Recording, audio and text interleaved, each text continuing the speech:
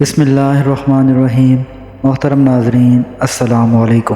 تمام ناظرین سے گزارش ہے کہ ویڈیو کو پورا سنیے۔ اگر ویڈیو پسند آئے تو ایک لائک کرنے کے ساتھ ساتھ چینل کو سبسکرائب ضرور کیجیے، شکریہ۔ بنی اسرائیل میں ایک بہت ہی عبادت گزار لکڑہارا تھا۔ اس کی بیوی بنی اسرائیل کی عورتوں میں سے سب سے زیادہ حسین تھی۔ دونوں میاں بیوی ہنسی خوشی زندگی گزار رہے تھے۔ جب اس ملک کے بادشاہ کو لکڑہارے کی بیوی کے حسن و جمال کی خبر ملی تو اس کے دل میں شیطان نے وسوسہ ڈال دیا اور اس نے اپنے دل میں تہیہ کر لیا کہ میں کسی بھی طرح سے اس عورت کو حاصل کروں گا۔ چنانچہ اس ظالم بادشاہ نے ایک بوڑھی عورت کو لکڑہارے کی بیوی کے پاس بھیجا تاکہ وہ اسے ورغلائے اور اس بات پر آمادہ کرے کہ وہ لکڑہارے کو چھوڑ کر شاہی محل میں ملکہ بن کر زندگی گزارے۔ چنانچہ وہ مکار بوڑھی عورت لکڑہارے کی بیوی کے پاس گئی اور اس سے کہنے لگی کہ تو کتنی بد نصیب ہے، اتنی حسین و جمیل ہونے کے باوجود ایک ایسے شخص کے ساتھ زندگی گزار رہی ہے جو انتہائی مفلس اور غریب ہے۔ وہ تجھے آسائش اور آرام فراہم نہیں کر سکتا۔ اگر تو چاہے تو بادشاہ کی ملکہ بن سکتی ہے۔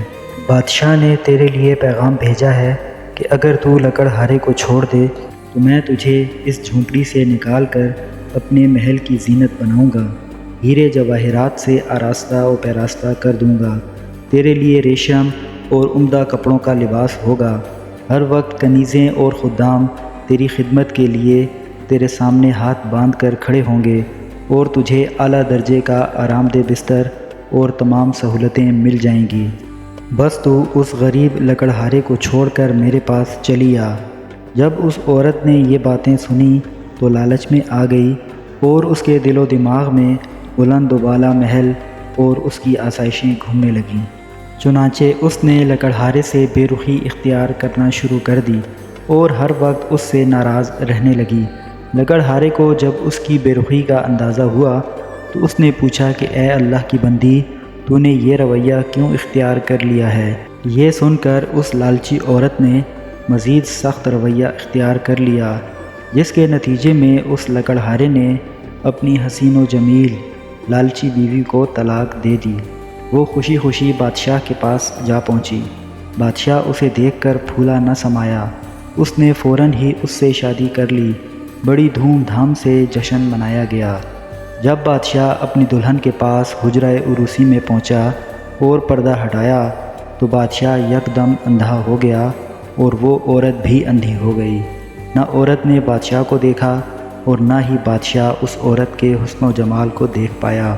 پھر بادشاہ نے اپنی دلہن کی طرف ہاتھ بڑھایا لیکن اس کا ہاتھ خشک ہو گیا۔ پھر عورت نے بادشاہ کی طرف ہاتھ بڑھایا تو اس کے ہاتھ بھی خشک ہو گئے۔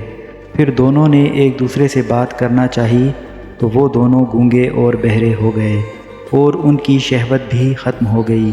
وہ دونوں پریشان ہو گئے۔ صبح جب خدام حاضر ہوئے تو انہوں نے دیکھا کہ بادشاہ اور اس کی نئی ملکہ گونگے بہرے اور اندھے ہو گئے ہیں اور ان کے ہاتھ بھی بالکل بے جان ہو چکے ہیں۔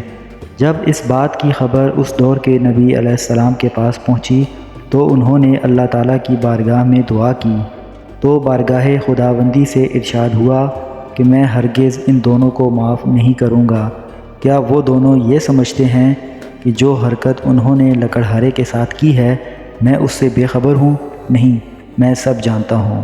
محترم ناظرین، ہمیں ہر وقت اللہ تعالیٰ سے دعا کرنی چاہیے کہ یا اللہ ہمیں اپنے عذاب سے محفوظ رکھ اور ہمیں دنیا اور عورت کے فتنے سے محفوظ رکھ۔ ہماری دعاؤں کو اپنے فضل و کرم سے منظور فرما۔ دنیا کی محبت سے بچا کر اپنی اور اپنے حبیب حضرت محمد صلی اللہ علیہ وآلہ وسلم کی محبت نصیب فرما۔ آمین یا رب العالمین۔